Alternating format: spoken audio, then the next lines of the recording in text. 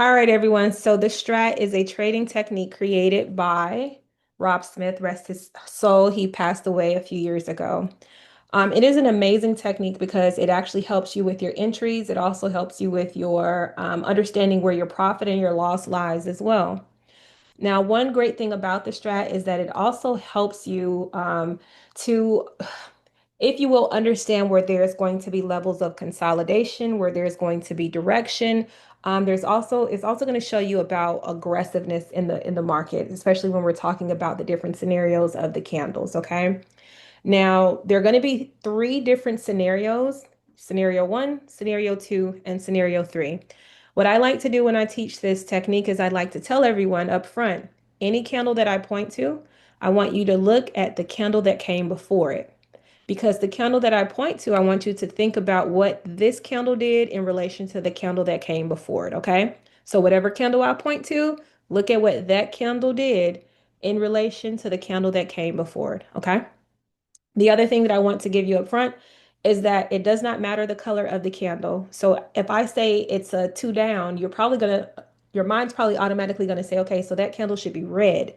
It does not matter the color of the candle. What matters is what that candle did, okay? So let's go over those two things again. If I point to this candle, look at what this candle did in reference to the candle that came before it. If I point to this candle, look at what this candle did in relation to the candle that came before it. And do not focus on the color of the candle. Focus on only what the candle did, okay? So we have scenario one. That's where we're going to start. Scenario one would be this particular candle right here. So this particular candle right here. The scenario one candle is considered an inside candle. The reason why it's considered an inside candle is because it literally does not break the high of the candle that came before it. And it also does not break the low of the candle that came before it. This particular candle right here remains within the body of the candle that came before it. It is considered an inside candle. In some cases, you might also call it a candle of consolidation, basically meaning that it just traded within that range and it just moved sideways. It didn't make a high, it didn't make a low, it just traded within the body of the candle that came before it. The scenario one candle is a lot of people's favorites, especially when they're just now starting to understand the strat. The reason why is because the way that we trade off of a scenario one candle is we literally just mark the high of it. Depending on the time frame that you're on, that's what you're going to label it. So if we mark the high of this candle and we found it on the daily time frame, this essentially is going to give us our call entry off of the day. Okay? We're also going to mark the low of that candle. It gives us our put entry. And since we found it on the daily time frame, we're going to label it as such. We're going to call it put entry day. The beautiful thing about this is that when your next candle starts to form on a lower level time frame, we will talk about time frames as well. But when your next candle starts to form, as long as we're making market structure to the upside or strength and momentum to the upside, this literally is your call entry. That is where you get into calls. For the put side, if we decide to break down instead, this is going to be your put entry. That's the reason why it's everyone's favorite. The inside candle requires hardly any thought. All you have to do is mark the high, mark the low, okay? And you take your entries off of that. Strength and momentum is a requirement, or market structure. So basically, market structure is going to look like higher highs and higher lows if it's going to be in an uptrend, or lower highs and lower lows if it's going to be in a downtrend. And I do have a video in the community as well that goes over market structure. Okay. So market structure, higher highs, higher lows, or lower highs, lower lows. That one is very easy. So the inside candle or the scenario one, that's all you have to do. Mark the high, mark the low, set your alerts. Okay. Everyone clear on that? Give me a 5. Perfection, chef's kiss, all of the above. So now we're going to talk about the scenario twos. So let me get out of this bar replay really quickly. And our most current candle on the chart is actually a scenario two, okay? So again, pay attention to the candle that came before it. This particular candle is considered a scenario two. Now with scenario twos, you're either going to have a two up or a two down. A two up, the qualifier for that would mean it would need to break the high of the candle that came before it. A two down would mean it would need to break the low of the candle that came before it. So I'm going to ask everyone, what did this candle do? Did it go two up or did it go two down? This candle right here, did it go two up or did it go two down? Perfect. It went two down because it broke the low of the candle that came before it. Okay. Now, this is the tricky part when it comes to twos, but I found a cool kind of way to get people to remember it. And I'm going to do a little exercise with y'all. The opposite of up is what, everyone? Participate because it's going to help you. The opposite of up is what? Okay. The opposite of left is what? Down. Yeah, the opposite of left is right. Okay, cool. When it comes to a two, if you tell me that this is a two down, your entry only comes off of the opposite of what this candle did. So if it went down, the opposite of down is up, which means you only get upside off of a two down. You only get upside off of a two down. It doesn't mean that the next candle has to go up. It means that you only get one entry off of a two down, and the only entry that a two down is going to give you is if it breaks the upside, which means you can only mark the high of a two down. Okay. The opposite of down is up. You only get upside if you get a two down. That's the only entry you'll get. So you can only mark the high of a two down. Okay. That means you only get one entry off of a two. Unlike the scenario one, where it gives you two entries, it gives you either call or put.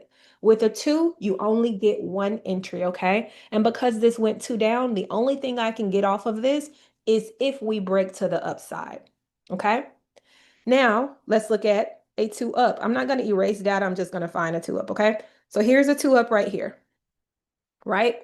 This candle broke the high of the candle that came before it. This is considered a two up. All right. Now, the opposite of up is down. So where do you think I would be able to mark my entry on this candle? The opposite of up is down. So where do you think I would be able to mark my entry on this candle? The low. Thank you so much. Y'all following really well. Some people this would trip them up, but so you only get a put entry off of this one. That's all you get. That's the only thing that you could get off of this is only if we trigger puts. It does not mean that if you see a two up, oh my goodness, it's gonna break down. That's not what it means. It means that you only get one way to play off of a two. Okay. Now, the strat teaches us to be prepared in either way. So if that's the case, you're probably wondering, well, Kayla, if I only get call entry off of this level right here, off of this candle right here, rather, what do I do next? We're going to talk about time frames, okay? I don't know if we're going to have enough time to get into time frames today. However, I do cover this. There's a video in the community, but we will go over this. Time frames are just a way to break down the data, but I'm going to give you one quick example, okay? If I only get call entry off of the daily time frame. The next thing that I want to do is I want to go over to the 4 hour and see if I could get my put entry. And what do we have here, y'all? What is this candle right here? What is this candle? What is this one right here? Oh, it's a two up. So what does that mean? We talking to strat. We're not talking candle patterns. We're talking to strat, right? So it's a two up. So the two up gives me what? Because what am I looking for, y'all? I'm looking for my opposite direction, right? It gives me my put entry. There you go. And guess what, y'all? Because I found it on the 4 hour time frame, I'm going to label it as such. Put entry 4 hour. So now I'm prepared. Tomorrow, if MU decides that it wants to give strength and momentum to the upside, that's my entry, 212. That's what I would be watching. However, if we decide instead that it's going to break down, my put entry comes at 203.84. Now, I want you to know that with these particular levels, just because we trigger those levels does not mean get into the trade.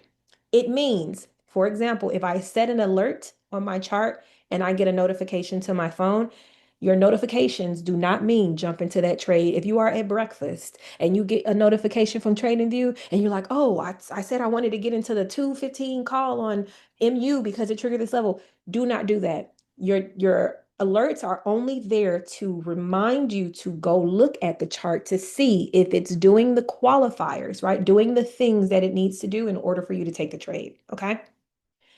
Now, twos are very simple in my mind because just remember, if it's a two up, you only get put entry. If it's a two down, you only get call entry. Boom.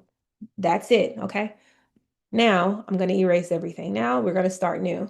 So now you've learned about the scenario twos. So you learned the ones, you learned the twos, right? Get out of bar replay. All right, cool. I wasn't in bar replay. I clicked on that thing for nothing. So now we have to talk about the scenario three. I'm gonna go back over to the daily time frame. Now the scenario threes kind of trip up a lot of people. I'm looking on my chart to see if I have a three in plain view, and I do not. So I'm gonna switch over to another ticker.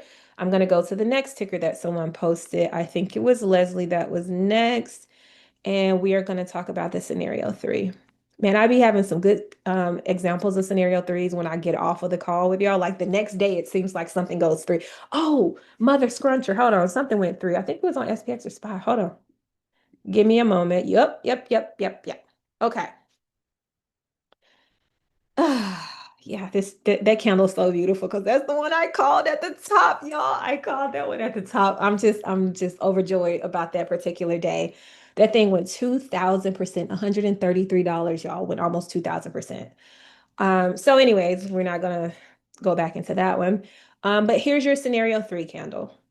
So bar replay, let me erase that.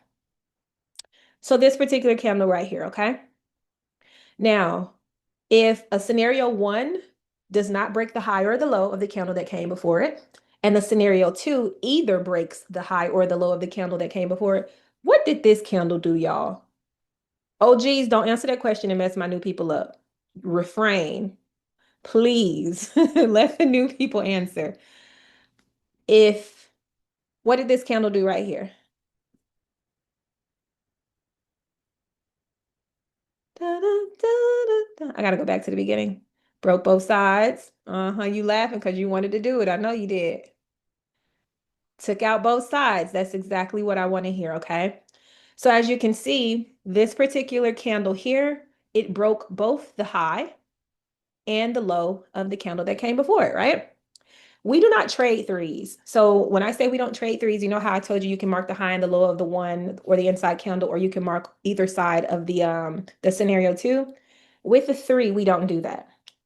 With a three, we look at them for the opportunities that they can present to us, and we ride the wave. Now, what I mean by that is, I'm going to take us over to the 5 minute because, like I said, your girl called this at the top. You can fact check me on social media. All right, so here's what happened, okay?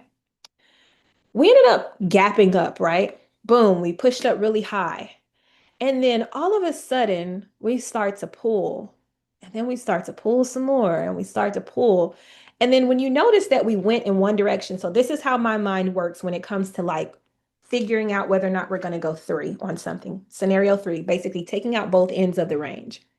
The way my mind works is I pay attention when we make an aggressive move in one direction or the other. So in this case, we made an aggressive move up and then all of a sudden we start to pull. And then you notice, like, gosh, we're pulling and we're pulling and we're pulling. And then you want to go at that point when you notice that there's this like aggressive reversal, you kind of just want to go up in your time frames and see what's happening. So then I look and I say, wow, we're getting, this aggressive move to the downside. But what we do, and this is all credit to a woman named Sarah on Twitter. She created this rule called the 50% rule, which basically means if we retrace to the 50% mark of the previous candle, there is a chance that we might be trying to take out the other end of the range. So when we pushed up this high, if we were on the 5 minute, right? And then we started to notice that we're pulling and we're pulling and we're pulling. At that point, I would say, look, let me go over here and measure the 50% mark of the previous day. Or if it were the week, let me go and measure the 50% of the previous week, right? You figure out what that 50% mark is. I just use the Fibonacci tool. My Fibonacci tool, I took everything off for the most part, except for like these three values. And I kept the 50, right? So that's how I know where the 50% mark is. So now I'm just going to put a marker here for you guys' understanding. So 663.04. Okay. So this is the 50% mark. This line right here. Just going to label it for you all. So 50%, I'm just going to put active, right? So now let's go back over to the 5 minute. So I'm walking you through the process of how you think about these things. So we have this aggressive move up, and then we start to pull, and we pull, and we pull, and we pull. And then we get very close to the 50% mark, and it's like, you know what? We have enough time in the day, right?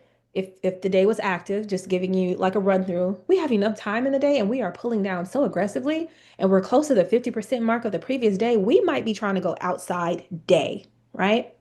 And if we do, I want to ride that wave. I want to see how I can get in to take out the other end of that candle.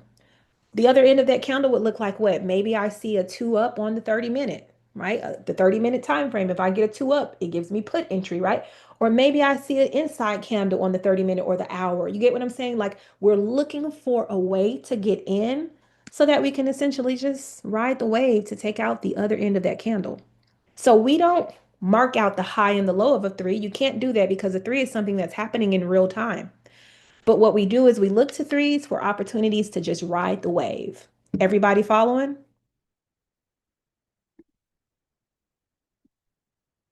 What it is, show. What's up? Everybody following, right? Okay, cool. So this is just a wave rider. We're trying to figure out how we can ride that wave to the other end of that candle.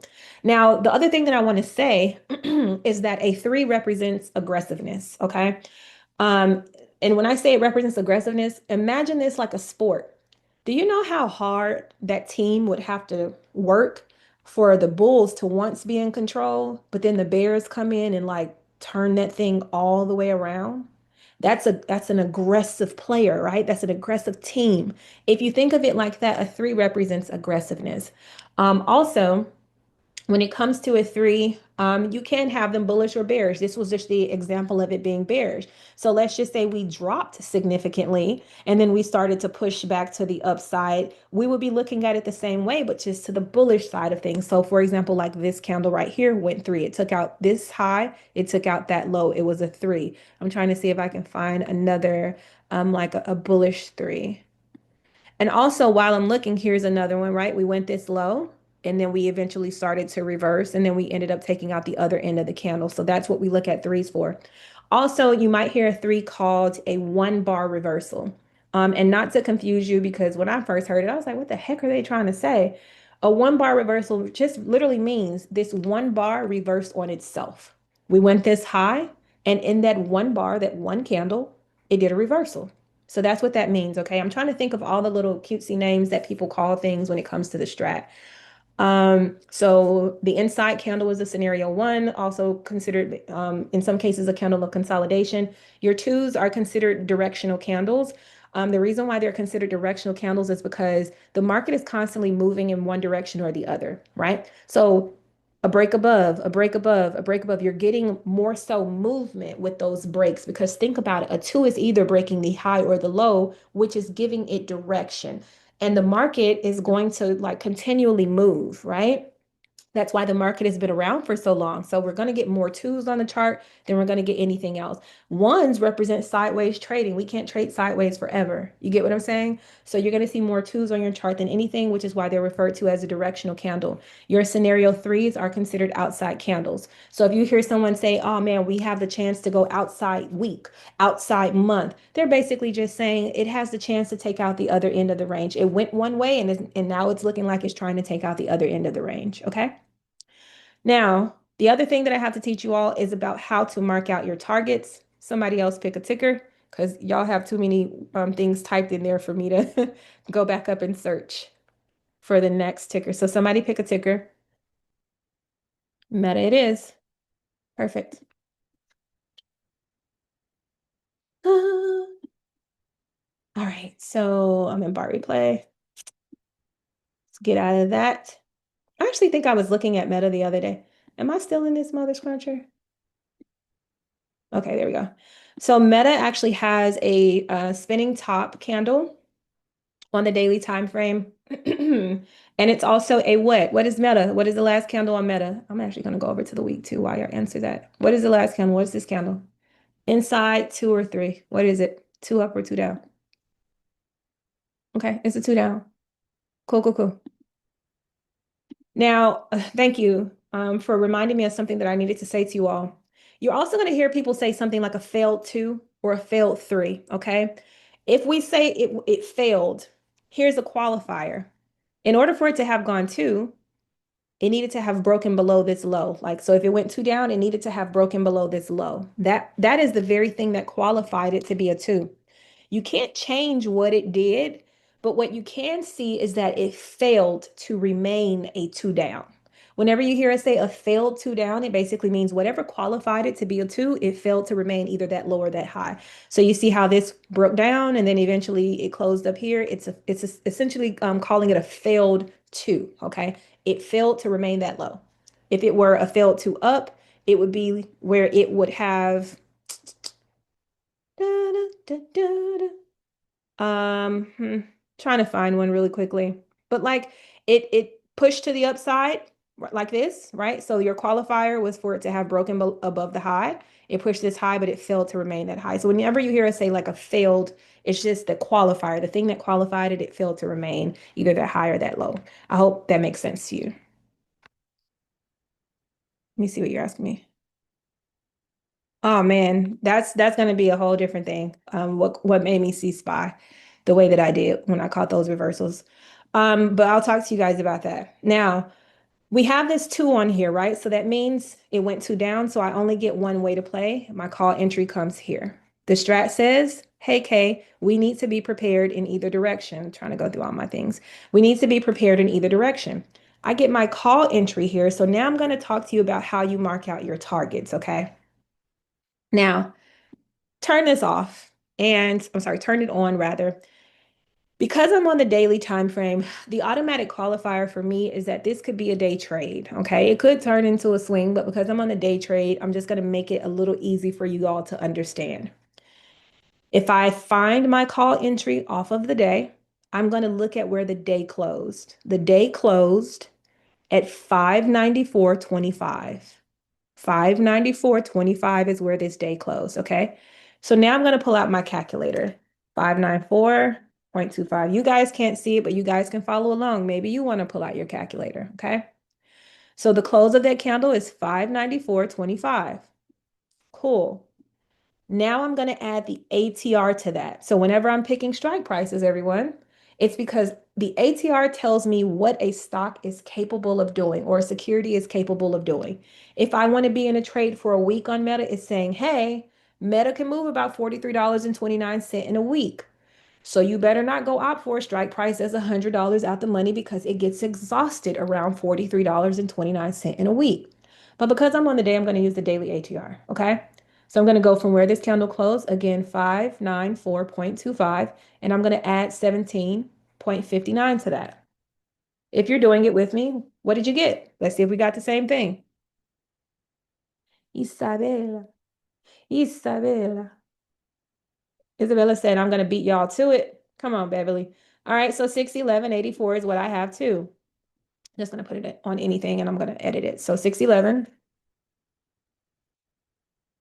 And that's going to be my ATR. Da, da, da, da, da, da. Now, I have taught the Greeks before, and I want you all to know that as long as, nope, not going to do it. We're going to be here all night. I'm not going to do that. Now, the ATR tells me how to select my strike prices, okay? If my ATR is 611.84, it's saying, hey, if I push to the upside, I have a chance of running into exhaustion risk around this amount. It would be the equivalent, and the example that I give all the time is that if you told me that you want to go for a run, you run in the Ironman marathon or whatever the case, and you're like, I'm going to pick you up and we're going to go run 10 miles, and I say I'm only good for one, and I sit down. If you get mad at me after I run my 1 mile, it's your fault. It's not mine because I told you what I'm capable of. So if you decide tomorrow that you want to take a trade on Meta, but you want to go and buy a 640 strike price, right? One, you're going to be so far off the money. And then two, if it reverses slightly, you're going to get hit harder. But this is actually saying, hey, you can select anything in the money, basically a number we've already hit, right? That lowers your risk, but do not exceed 611.84. So if I were to put this out into the community, what I like to do is I say, hey, you can select ITM dash, what I would say tomorrow would be 610. That basically is saying, hey, Kay might say she's going to buy the 610 strike price, but she told me I can choose anything in the money, but don't exceed 610. You might say, I'm going to take her call out, but I'm going to opt for something that lowers my risk. I'm going to get a 605. Okay. This basically says exhaustion risk. So now that I have my ATR, and notice I figured out what my ATR was first. The reason why I figured out what my ATR was first is because when I start mapping out price targets and I don't know where this thing could go to, I could be mapping out targets all the way into infinity for no reason. So I figure out what my stopping point is or my magnitude is, and then I put my price targets on there. So here's my first price target, and let me explain this to you. So I found that the call entry is on the day, so this is my PT on the day, right? Whenever we're moving to the upside, your price targets are going to be the closest high. So the candle that's closest to your entry, your call entry, the next candle's high.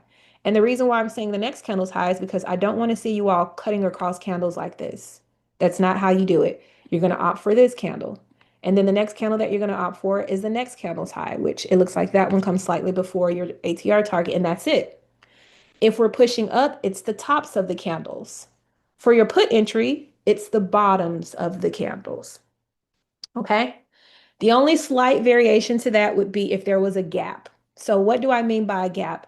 Let's say there was a space right here and there was no candle right there. And then the next candle was like right here, and the low of the candle was here. And then the high of the candle was here. You have to close the gap. So, essentially, what I mean, let me see if I can find an example. All right. So you guys see how let's use our imaginations, right? I'm gonna erase this. Start new. Let's say we mark the high of this candle, right? And this would be call entry if we decided to push to the upside. But because there is such a big gap, you know how I told you that the candles, you would typically go for the high of the candles? What would end up happening here is you would have to first close the gap. So you would attach your price target to the bottom. And once you've closed the gap, essentially once you've hit that price target, close that gap, right? You now are back just doing the tops of the candles. That's what I mean by that. I'll give you another example later if that doesn't make sense to you. But essentially, if there is a gap, you have to first attach it to the bottom of the candle and then you get back to the tops. If it were a gap down, you have to first attach it to the top of the candle and then you get back to just doing the bottoms of the candles. That's what that means, okay? I have a video on the strat in the community. I believe I touch on that. So if you're lost on that, you can go watch that video, okay? Now we have our call side mapped out, but now we have to get our put side. So now I'm just going to go down one time frame, go to the 4 hour. What do we have on the 4 hour here, everyone? The most recent 4 hour candle. Da, da, da, da, da. I'm going to answer that question for you, Jason. Give me 1 second, okay? Because that was a very great question. No, I'm not asking the candlestick pattern. I'm asking the strat candle. So is it a 1, 2, or 3? Is it an inside directional candle or an outside candle? What is this candle right here? 2 up. Perfect. So where does our entry come? What is the only thing we can get off of 2 up? Come on, Nay. Nay said, don't play with it. I got some for all of y'all. Fell 2 up in your face. Okay. Perfect. So you get your put entry. So that's what we were looking for. We were looking for how to get into the downside. So we get our put entry, but we found it on the 4 hour. So we have to label it as what, everyone? We found it on the 4 hour. So we're going to label it as what? 4 hour put entry, right? Cool. So make sure I'm clicked on this thing.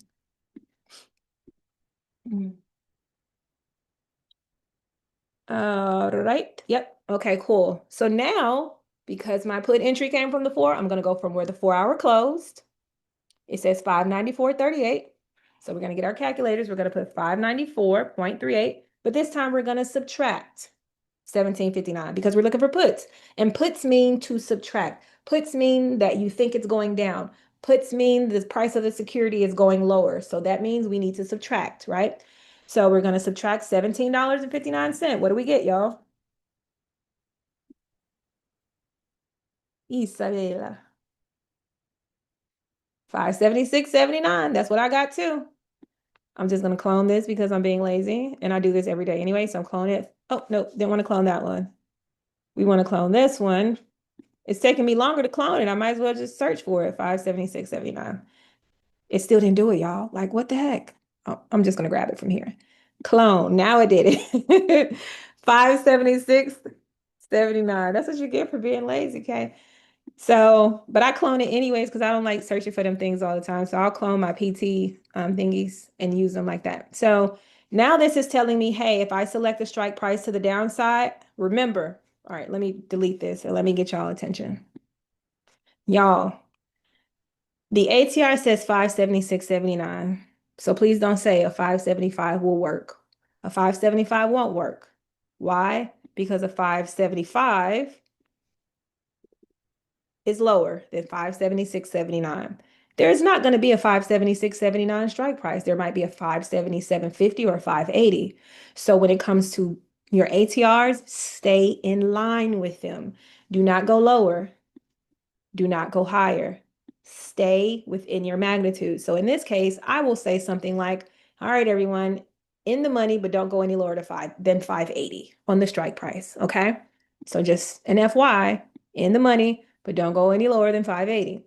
Now, when you're marking out your price targets to the downside, because we found our put entry on the 4 hour, that means our price targets are going to remain 4 hours. So 4 hour put entry, and I'm going to go to PT 4 hour. Okay. I'm going to clone that because I'm being lazy today. And I do this every day. Like I said, PT 4 hour. I'm going to squeeze my chart in and see if there's anything else. And it looks like there is. And I'm going to clone that.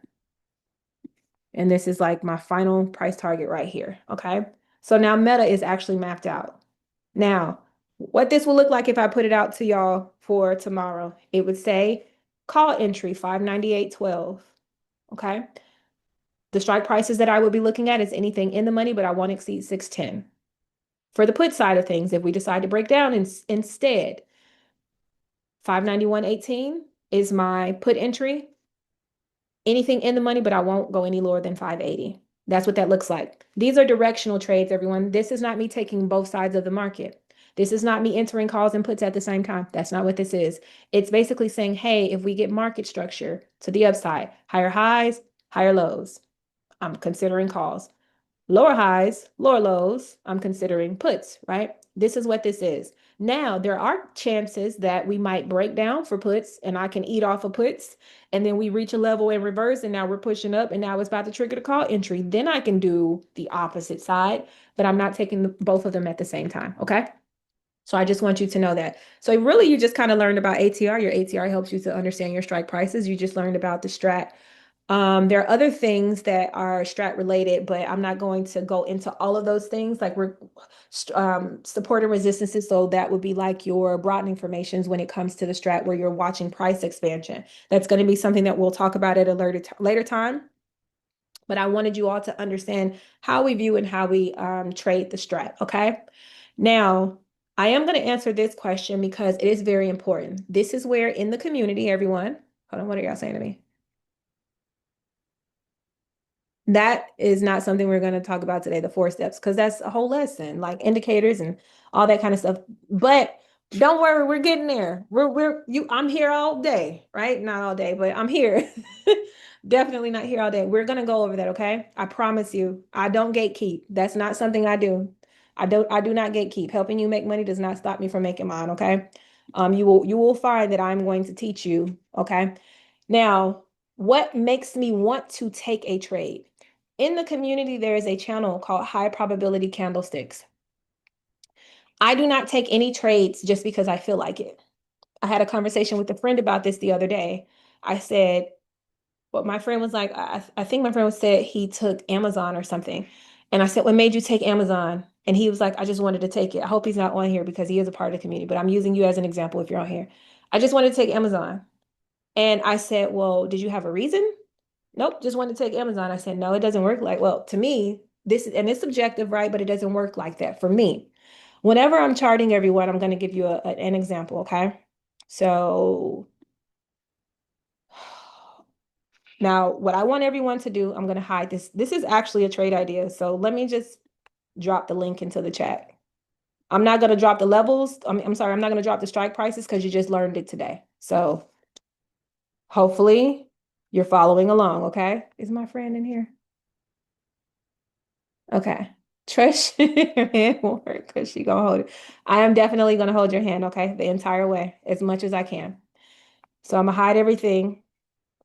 Y'all see, I tell you the strike price. I tell you how much I paid to get in. I tell you if I got clapped. I tell you if I made money, and you're able to see it all because I'm gonna tell you my average. So you'll be able to see, like if I say I paid $100 to get in, and then it's negative, and now it's worth 70, you know I'm down 30%, right? I'm going to tell you the exact price that I paid to get in. Okay. So I'm gonna hold your hand the entire way. and I'm going to yell and I'm going to scream and I'm going to hold you responsible for profit taking targets. And if you're not paying attention to those things, I don't know what to tell you. Okay, so when I go down my watch list, this is what I do. I pay attention to the most recent candle. So even if I wanted to go down the weekly time frame, right? What do y'all want me to do? The day or the week? Y'all let me know. Y'all want me to go down the daily time frame or the weekly time frame? The day? The week? Well, I can't do both. Matter of fact, you know what? Uh-oh. One second, y'all. My daughter's calling. Yes, sweetie. Hi, sweetie. Mm-hmm.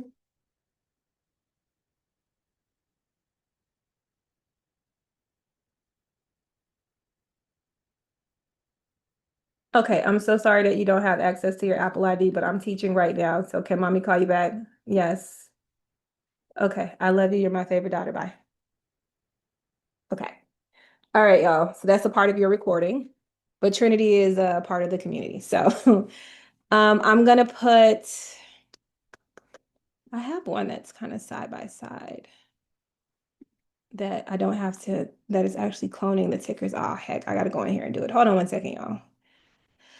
Layout setup. Let's do the same symbol since y'all want to have me do the day and the week, right? So the best way that I can do it so that I'm making everybody happy is just to do it like this. Okay. So side by side, we're going to have the day, we're going to have the week. Hopefully y'all can see this. All right. So when I go down my watch list, if you're looking at the day, you're going to look here. If you're looking at the week, you're going to look here. Okay. But it's both the same tickers. So what I like to do is I pay attention to the closed candle. So we have a closed week, right? Because it's Sunday. So last week is closed. We have a closed day, right? It closes after a day. So all of these candles that we're looking at are closed. What I do is I go down my watch list just like this. I push the button. We have an inverted hammer candle. We have another one right here. I make a note of what candle has formed, okay? But the thing is that candles tell a story.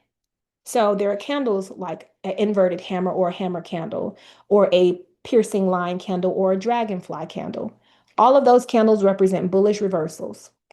It does not guarantee a bullish reversal, but it represents the probability that it will reverse bullishly. You also have, for example, bearish candles. You have the hanging man. You have the shooting star candle that we call a shooter. You have the dark cloud cover. You have the dragonfly, I'm sorry, the gravestone doji.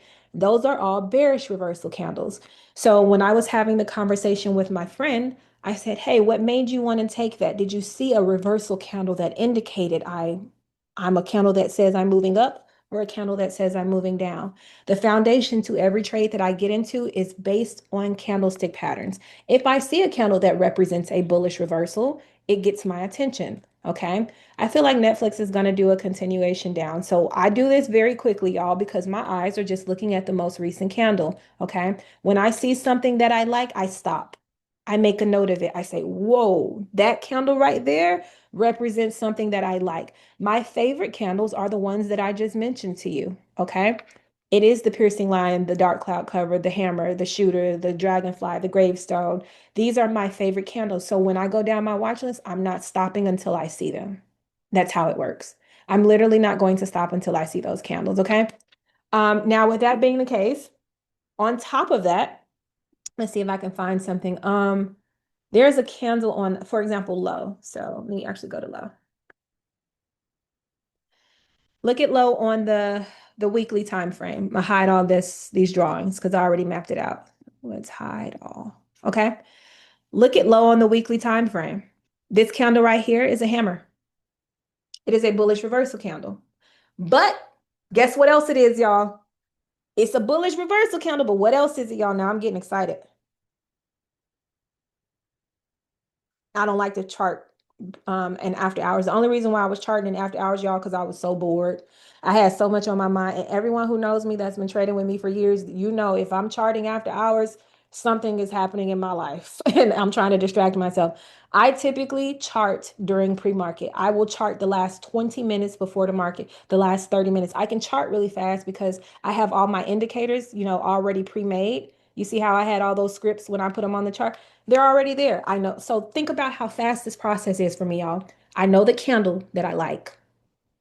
I know the strat. So I know where my entries are. My templates are already made. So the things that say call entry day, call entry for hour, put entry day, put entry for, those are already made. So all I'm literally doing is really quick math. What's the close? What's the ATR? Popping on my price targets. It's really fast for me. I trade the same setups, okay? Um, the hardest part is just watching the market and watching for direction and getting into the trade. That's the hardest part. Charting is who is the fastest thing. So we have a two down, right? Y'all answered the question. Okay, failed two down. Come through with it. But with that two down, what do we get, y'all? What do we get off of a two down? What entry do we get? Call entry. Okay. Now think about this. You get a call entry, right? Because we want that anyway, right? Off of a candle that says, hey, I'm a bullish reversal candle. Boom. Now, it doesn't mean it has to push to the upside, but what it does mean is that it's a higher probability of the upside, right?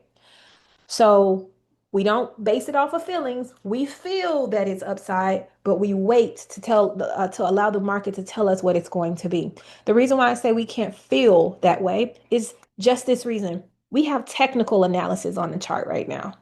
But what if tomorrow news comes out and the CEO of Lowe was doing some money laundering, or you know what I'm saying? Like, or something happens that's a catalyst. Catalysts are going to trump technicals, which is the reason why I said do not just put the stuff on your chart and then hop in because you got an alert while you at the breakfast table and you haven't looked at the chart. Don't do that.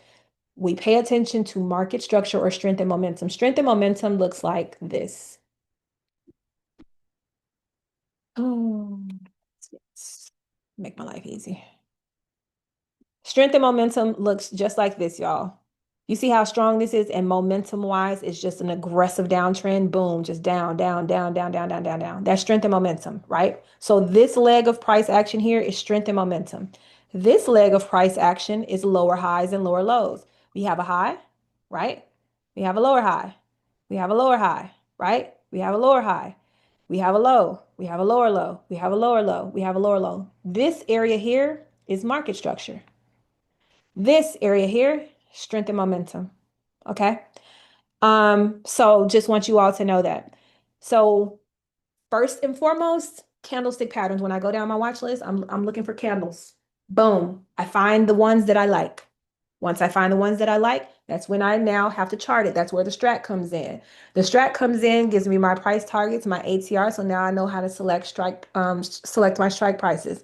From there, I set my alerts. From there, I'm watching when the market is open. When the market is open, I'm looking for my qualifiers. I need strength and momentum. I need market structure, one or the other. I also need to pay attention to like the trends, right? I need to pay attention to levels that indicate reversals. The areas that indicate reversals are what, everyone? You have support or resistance in the various forms. It could be a supply zone, it could be a demand zone. It could be your standard support and resistance. It could be the top of a broadening formation or the bottom of a broadening formation. It could be upper ADR or lower ADR. It could be a psychological level, which basically is the way that we learned to count when we were kids. 5, 10, 15, 20. So if this pushes to 235, we'll probably get a problem right there because 235 is a psychological level. If it breaks above 235, we'll probably have a problem at 240. Why? Because that's a psychological level, right? So when I'm in the trade, essentially, my the next thing that I'm doing is I'm staying sharp and watching for areas where we can reverse. Okay. Now, I'm going to challenge you to think like this as well. Then I'm going to be done. I'm going to open it up for questions. Okay.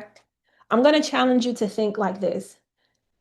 If I got into a trade because I was bullish, the moment that I get into that trade, I need to think like a bear. Why do you think that is? I was a bull getting in, but my mindset needs to think like a bear. What would make somebody that's bearish enticed to get into that trade? So while I'm writing my calls, right, to the upside, I'm going to start thinking like my opponent. I'm going to start thinking like, oh man, what would make them say it's time for me to get in? If a hammer is a bullish reversal candle, and while we're moving up on the 5 minute and all this kind of stuff, I start to see, or the hourly, I start to see now we're forming a shooter. Oh heck. You get what I'm saying? Like, all right, they might be trying to flip this thing. That's how I think when I trade. If I'm in it because I'm bullish, I'm starting to think what would make my opponent want to get into this trade. If I'm in it because I'm bearish, I'm going to think what would make my opponent want to get into this trade. For example, look at this hammer, right? Doesn't matter the color. Does not matter the color. Hammer could be red or green. It's just higher probability if it's green because that means that the bulls were in until the very end. Okay. The bulls were able to close the candle, but this is still a hammer. This is still a bullish reversal candle right here, right? So you see this hammer? We're pushing up, we're pushing up, we're pushing up, we're pushing up. Boom, boom, boom, boom, boom. We get a little bit of a hanging man right there, hanging man hybrid of spinning top almost. But then we get the shooter. So while I was bullish and I'm feeling comfortable in this trade, right? We get a shooter. Oh, heck, my opponent just stepped in. That's how I think when I trade. That's how I challenge all of you to think when you trade as well. All right, so I don't know if there's anything else I want to say. In Strat, there's only three, one, two. Okay, now there's another thing. There is a sheet, right? Let me tell you how I feel about this sheet. Ray, are you still on here? Ray? I don't know if he's still on here or not. So there is a sheet. I'm gonna find it. I'm gonna put it into the community. Okay. There's a sheet that's gonna give you different scenarios, different patterns, strat patterns. And it's gonna say things like 2-2 reversal. So a 2-2 reversal looks just like it went two down, and then the next candle went two up, right? Or this candle went three. So let me not use that as an example. So here's a two up. And then we went two down. So two up, two down, reversal, 2-2 reversal. So 2-2 reversal. You're also going to have one where it's going to be like a 3-1-2 or a 2-1-2, right? So here's an example of a two, a one, a two. It went two down. It formed an inside candle, and then it went two up. You're going to see these different strat patterns, if you will. If somebody can find it while I'm talking and put it into the chat, that would be great for me, one of my OGs. But you're going to have that sheet where it's going to give you different scenarios. 2-1-2, 3-1-2. It basically means the first candle was a three, the next one was a one, and then the next candle was a two. But guess what that means to me?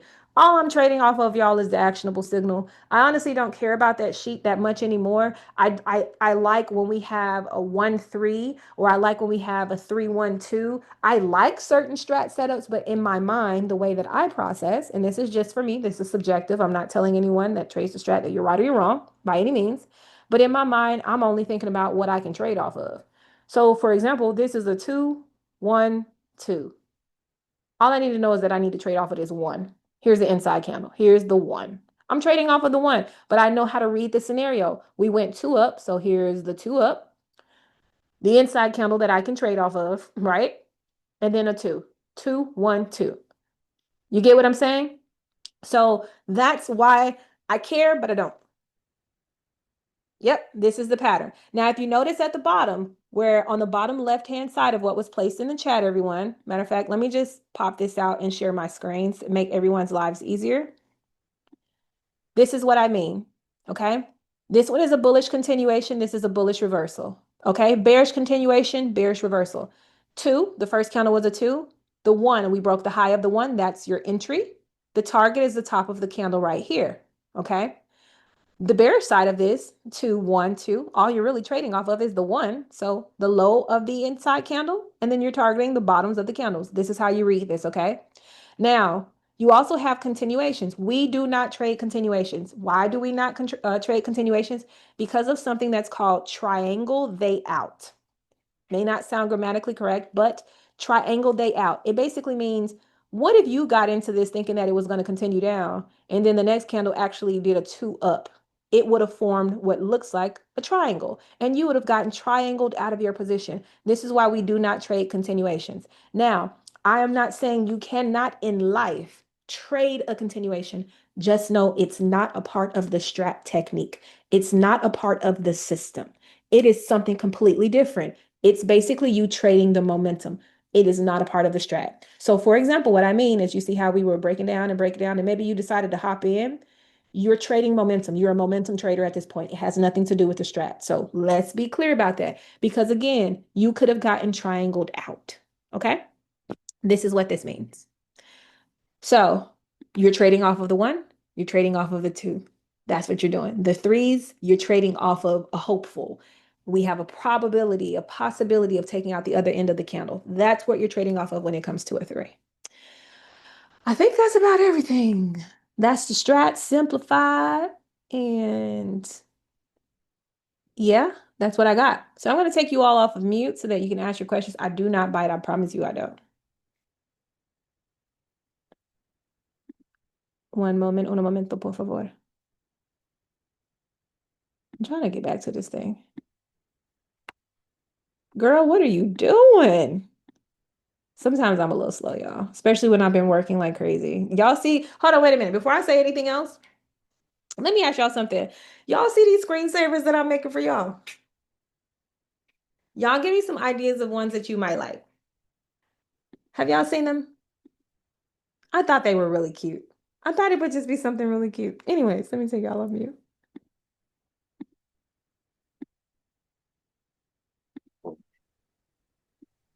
Talk to me. I talk back. Let's talk money. All right, what's up, y'all? Anybody? Hey, you doing your thing with these classes, baby. Let me tell you, okay? You Thank really just you. simplified and helped us with charting. And people in the chat just want y'all to know she really does hold your hand, but you got to pay attention. Thank you. You gotta pay attention because if you ask and she already posted it, chances are you missed the move. But thank you for this class. I hope we could do more Sundays for this. You are really teaching us how to fish, and I appreciate you. So thank you. Thank you.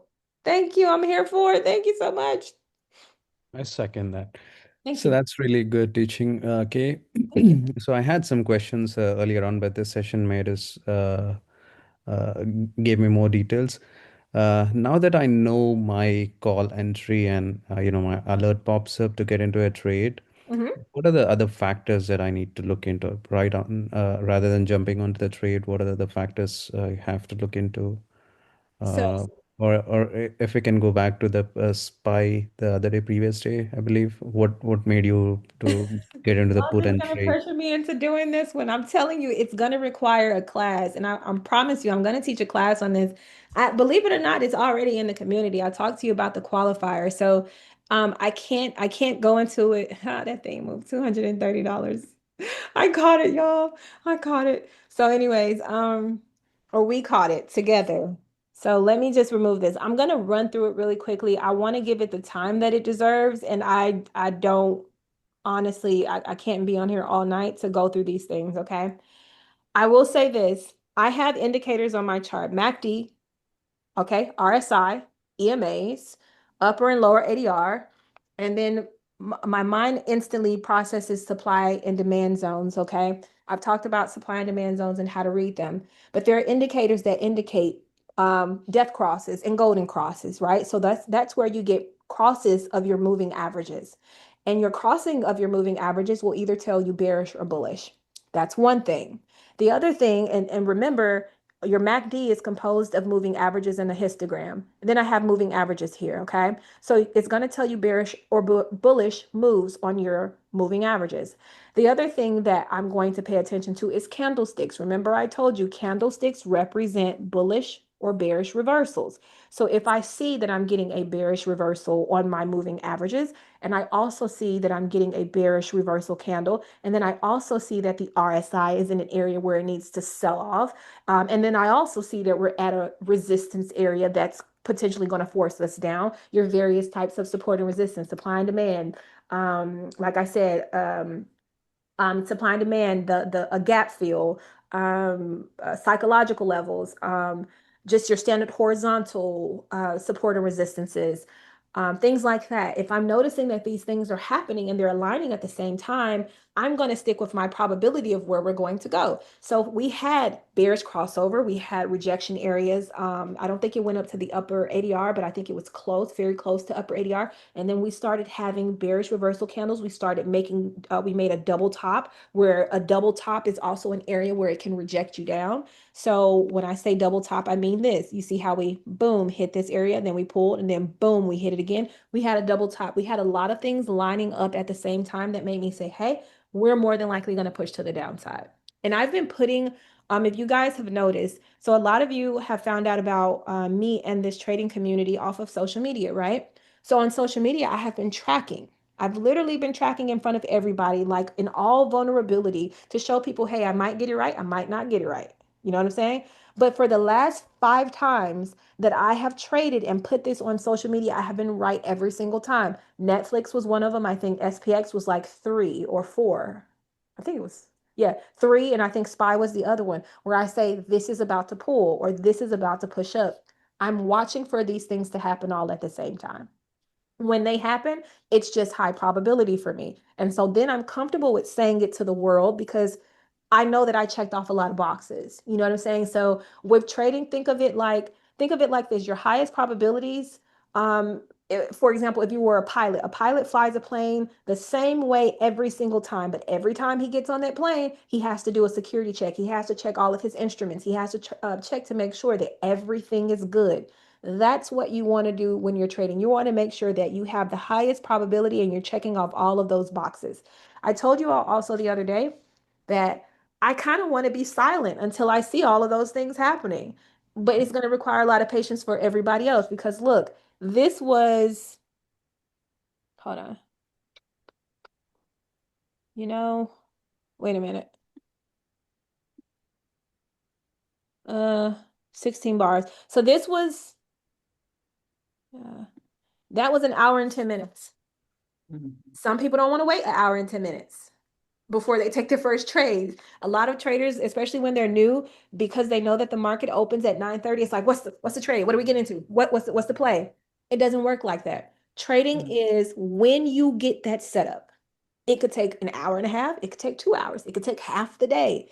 But when those things line up, that's when you want to take the trade. And I would prefer to wait until those things line up. So this trade took an hour and 10 minutes before it started to do what I needed it to do. So hopefully that answers your question. Yeah, Um, thank you. no problem. We're gonna go in depth, okay? We're gonna go deeper into that. You don't Okay, see the trading one. appreciate it. No problem. It's not. Y'all can't see the trading journal under investors. Maybe it's the role. I'll get with Ray because I know he moved some stuff around the other day. So I'll get with Ray and see. No, Uh, don't blame me, blame yourself. there you go. You want to come back now? Some of them can't see the toolkit. So in the toolkit, y'all, we have a compounding tool that I created. We have a trading journal, and then we also have the conversions for SPY. Don't laugh at him, y'all. We also have the conversion tools for SPY that a lot of people didn't even know existed. But you guys know. So please use that tool, especially so if I say I'm getting into SPX, that contract could cost me, I mean, it's not like it's NDX. NDX will cost me a good $2,000-$3,000 if I decide to take that. But NDX could turn into like $20,000. But then you risking $2,000 or $3,000, so that's a lot to lose, right? But SPY could be $50 to $100. SPX could be 300. Um, and if I decide that I want to take SPX, you could be like, okay, well, she called out SPX. SPY and SPX are going to do the same thing. You know what I'm saying? So if I get into SPX, you can just convert that number to SPY and you can get into SPY. And I put the calculator into the community because when I'm trading, especially when it's something with a high ATR, like $99 in a day is mad crazy, right? That's a lot to move in a day. So that means I got to be super hyper focused and I can't be like doing all the conversions and all that kind of stuff. I try to, but like if it's something that I just landed on and it has a high ATR, like on SPX, I need you guys to do the work too. Okay. So that's why I put the calculator in there to make your lives easy. We put Chat GPT in the community so that when me and Ray are trading, as opposed to what you guys may be used to, the whole market facts and resources channel, we still have it. It's not as jam-packed as before, but we put that in there because if we say this thing look like it's going outside day, and you like, what does outside day mean as a stratter? You can go in there and do that real quick, The one that told me to go outside. Oh, you did do that. And I had to tell you, put in relation to the strat, right? Because you put what does outside day mean? Take your butt outside, go touch grass. You prefer swinging or leap trading? Okay. So Mega Claus, if you prefer swinging or leap trading, everything that you learned here today, you can use it as a swing trader.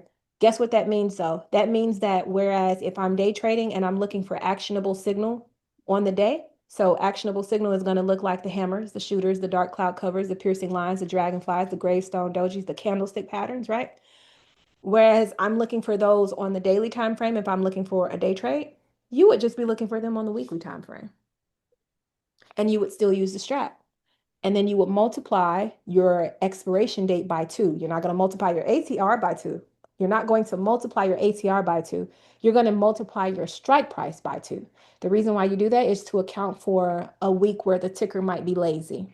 So a minimum of 2 weeks. So if I found on low that we have a hammer, right? If I found that we have a hammer on low on the weekly time frame, I'm going to say, okay, I will opt for anything in the money, but I will not exceed 245, and I'm going to get a minimum of 2 weeks on my expiration date. Everything that I do on a lower time frame, I do the same thing higher time frame. Nothing changes. The only thing that's different, so I guess that would be a change. The only thing that's different is I'm using more time. If I'm day trading, I'm trading, something right here, right now. If I'm swing trading, then I'm just buying more time so that I can be in the trade and let it cook longer. Low is a great example of that. Now, low just got a bearish crossover, so I wonder if it's actually going to try to take this move up. It looks like it though. It's a failed 2 down hammer candle with a call entry that's chef's kiss. It could actually start this uptick. Yeah, it might try to do something. Yeah, it might try to make an uptick. I would rather it hold like on like maybe like the hour, 4 hour, try to make some momentum up and stuff like that. But it looks like it's trying to make an uptick. So like I said, everything that I do, it's the same on any time frame. Please wish me luck. Yeah, I'm going to start my small account with $500 from tomorrow. I'm gonna pray for you. I don't believe in luck, but what I will say is make sure that you have a trading plan. If you have $500, I hope you're not trading with that full 500. I hope that you find something that's more in line with your budget.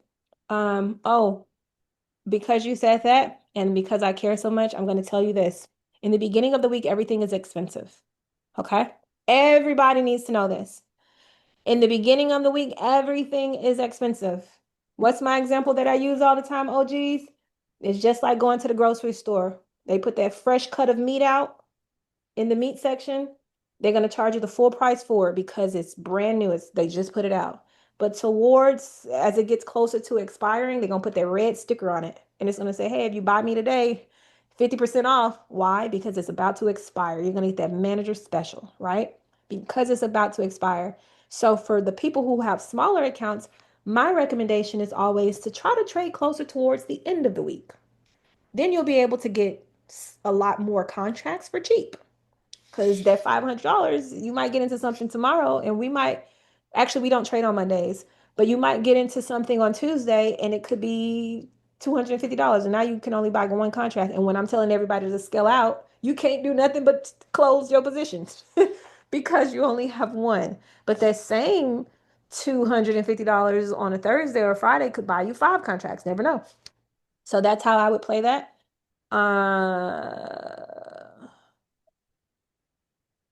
Yeah, they are out the money. You are correct.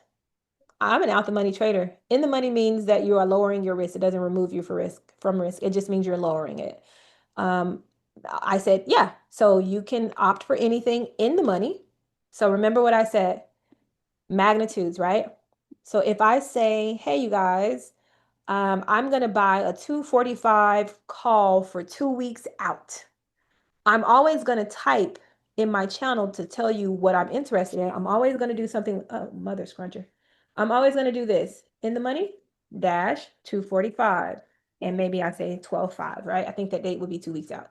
So this means that if I say I'm getting into a 245 call, you can say, well, I want to lower my risk. Kay is crazy. I don't want to go that far out the money. But she did say I can opt for anything in the money. So I can opt for, I don't know, a 235, but I better not exceed 245 because that's my magnitude. So that's what that means. So you can opt for anything in the money, a number we've already hit, but do not exceed this out the money number. That's what I mean when I put that in there.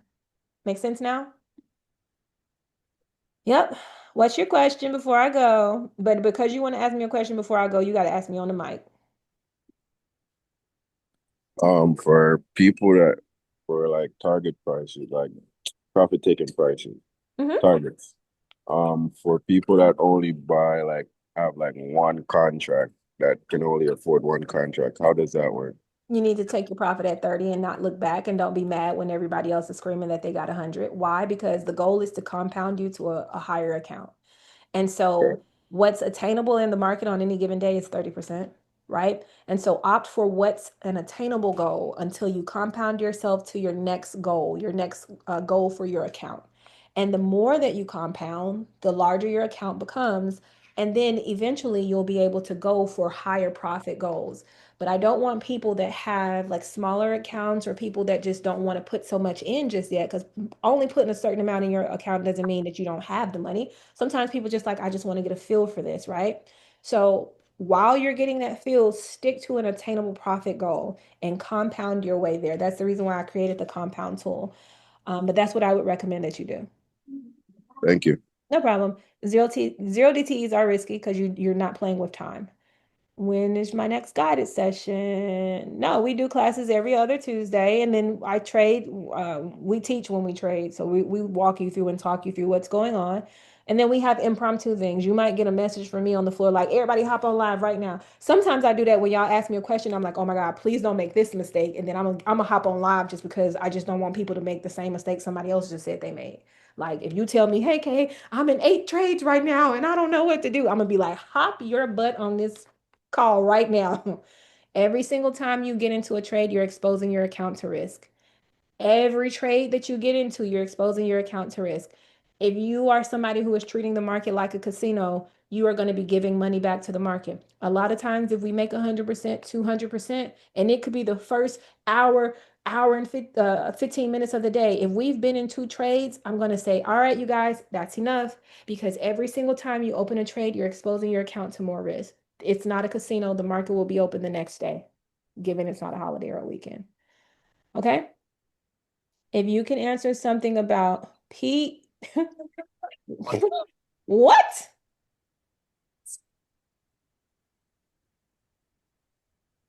What in the heck is that? Hold on. I wonder if you're talking T plus two. I don't know, like trading day plus two. I don't know what it is you're talking about. All right, you're on mute. So premium is intrinsic time plus, sorry, premium is intrinsic value plus time and options. Yes. Okay. So P equals I plus T. Okay. How I price my options out, what I'll do is I'll take my target price. Let's say Google right now, I'm looking at Google long. You know, I just traded coin from 315 all the way down. And my next move is Google long. And I Okay. really like these 310 options. So I have, I've been trading for the past 10 years. So a Okay. good formula that I've been using, and I'm asking if this is a good way to price my options, Mhm. is I'll take my target price and I'll either minus if I'm gonna, minus or subtract if I'm buying calls or puts from the current price, and then I'll divide it by 2, and I'll go 2 weeks out, and those will be the options that I buy on the money.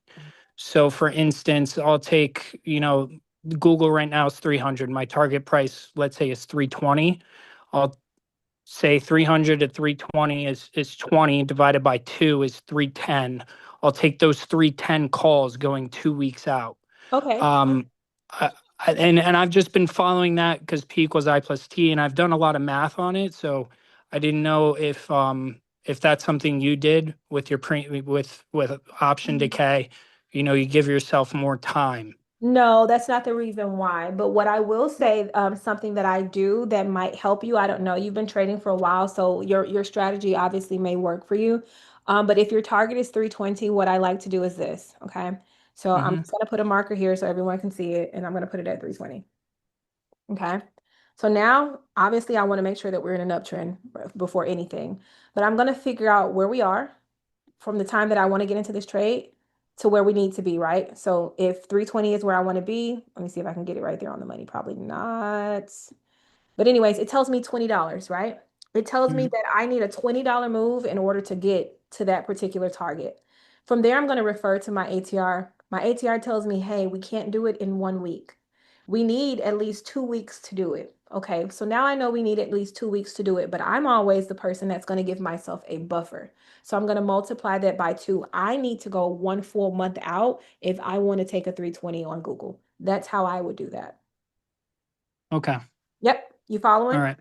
Yep, I am. Okay, Absolutely. cool. Thank you so much. No problem. And I do that quite often because, for example, if I am in a trade and let's say I know that it's getting ready to go outside month or something like that, and I'm like, man, we're at that 50% mark. It looks like we might try to go outside month. Or if I'm trying to target a gap fill, for example, let's say on a daily time frame, there's a gap. I can't find one.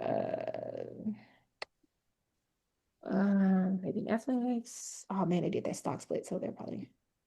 Oh, I'm on a week. We look on the day. So like let's just say, for example, I wanted to target if we were pushing to the upside and I wanted to target the close of this gap, I'm going to go, okay, so where did we gap from or gap to? And then I'm going to measure. I'm going to figure out what that move is. And then I'm going to refer to my ATR. My ATR is going to tell me how much time do I need in order for us to hit that or close that particular gap. And then I'm going to give myself a buffer. So if it says, hey, you need 3 months to close it, I'm going to opt for 6. Got it. Okay. Okay. Got it. Yep. Thank you. No problem. Do you use scanners to select the stocks you are choosing? No, because charting is therapeutic for me and it keeps me sharp. And I'm not the laziest person. If y'all can see, like I am on a majority of the time. I don't care if I'm on vacation. Me and Ray talked about that today. If I'm on vacation, I'm on still. Like I'm figuring out something and charting keeps me sharp. I don't think I've ever had a day in the last few years that I've used a scanner or a screener to help me find something. It's so simple, y'all. I'm literally just hitting a button all day. I'm like hitting the down button, just what's the last candle? Oh, I like that, and I'm done. It's not work for me, but you know, it's for some people they might have more taxing lives where it makes it easier. I can't wait for this mother scruncher to drop on EA. But anyways, how do you set a stop loss on TS? I can't show you that now because my TOS keeps offloading itself off of my computer and I haven't put it back on there in so long. So my recommendation always, whenever you guys ask me broker specific questions, YouTube how to operate within your brokerage, like YouTube how to set a stop loss on TOS. Because some people are in Canada or the UK and they're using Tasty Trade or Quest Trade or all these other brokerages that I don't have access to, so I can't answer that for everyone. You know what I mean? So just Google that part. Okay, what indicator is that? Talk to Ray. Ray has a whole Discord indicator for everybody, and it's the better one. He created this indicator. So Ray is the person to go to for that because his mind is amazing when it comes to stuff like that. How does that being mindful of cancer, for example, shooter and low?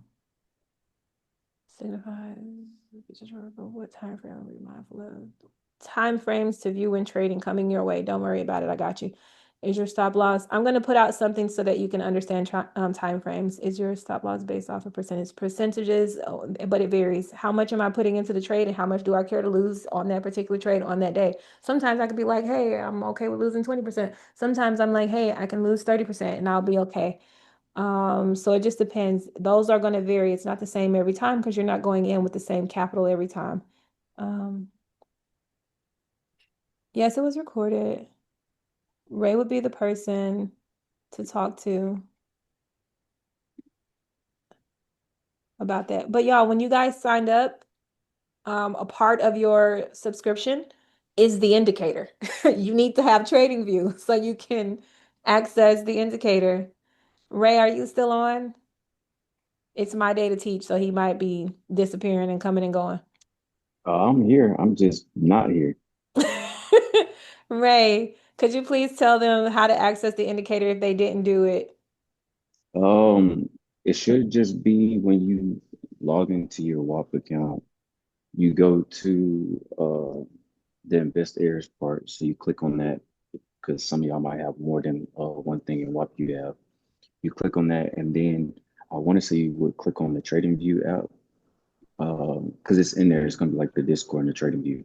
You just click on the Trading View, and then you add your Trading View username. Go look at Trading View. Make sure you actually put in the right username because some of y'all think y'all know y'all username and you don't really know your username. So make sure you put the right one in. and you click claim, then what you do is you're gonna have to exit out of trading view completely and then reload it back up, and you will find it under indicators under invite only.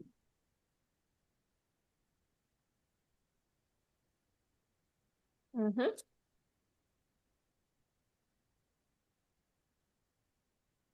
Um, 1 second. Under invest heirs. Y'all know how to say it, investors.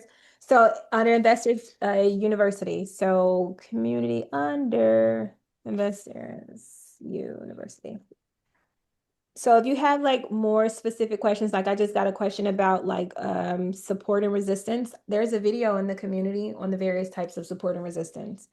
So if that's something that's pressing you before the next class, when we circle back to that, then there's a video on that. But I will be covering that. I'll be covering timeframes.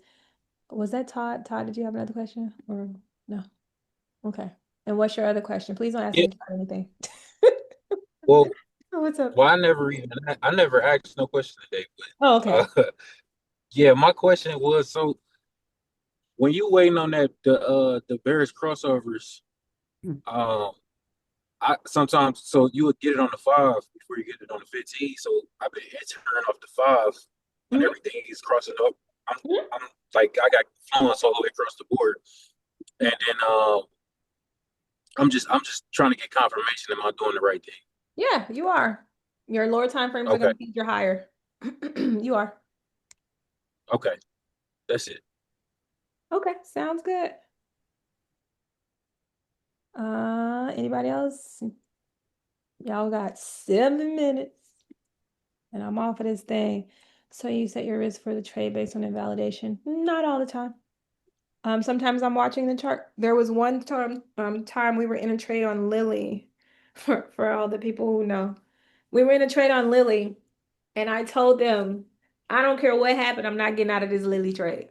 Because Lily was making higher highs and higher lows. I can't even remember what day it was, but it was like maybe 3 weeks ago or something like that. It was on a Friday. I do remember that. No, I'm not gonna go do all that. So Yeah, Lily please was, don't. be quiet. So Lily I'm was, just playing.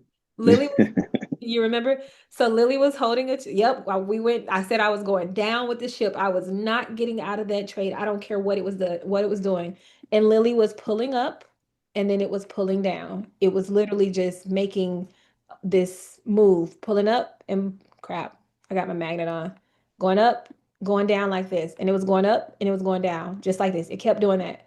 But if you look, it was holding a trend. If I put a line like this, it was literally holding a trend. And I said, I don't care what happens. I'm not getting out of this trade. And I think Lily ended up giving us what, 200%? You know what's crazy about that? Like That one, was great.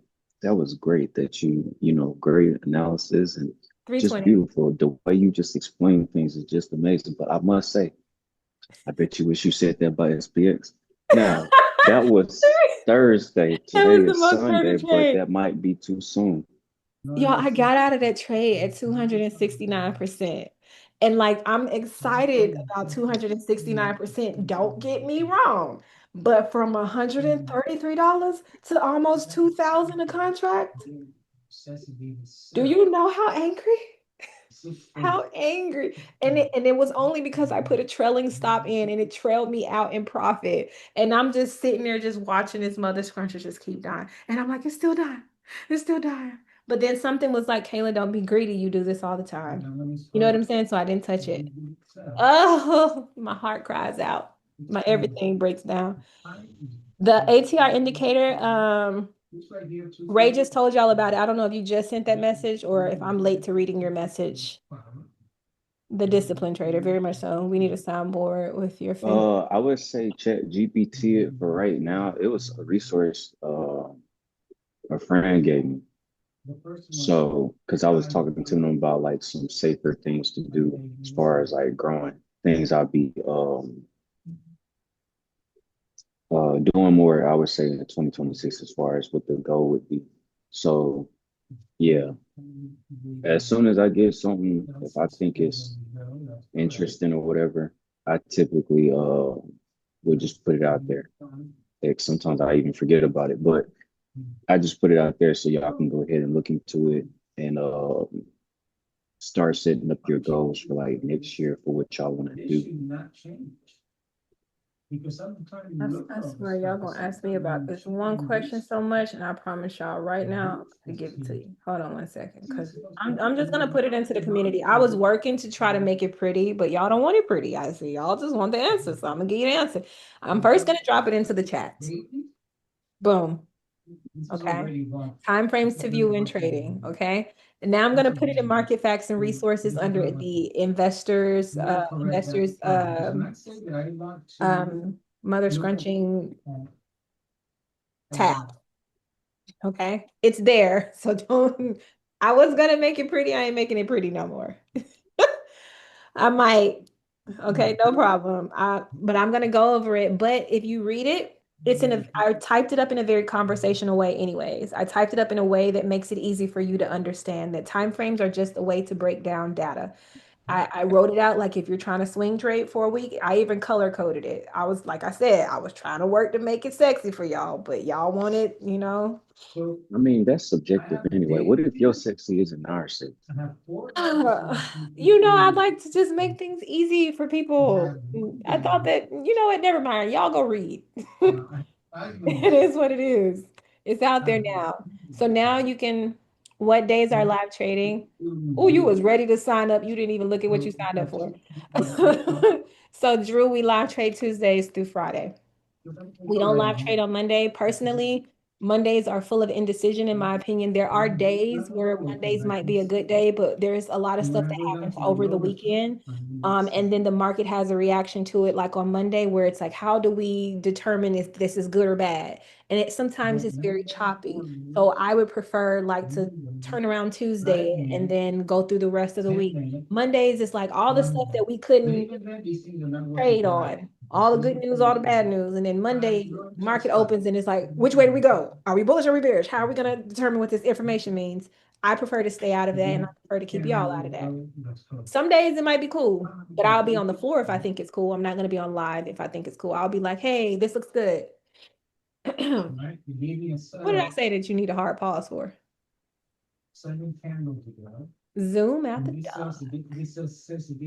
What happened? What could you just say? You Oh, said we Lord. want a raw cake. We don't need it pretty. Oh, I said, let me stop whoa. this. Let me stop this.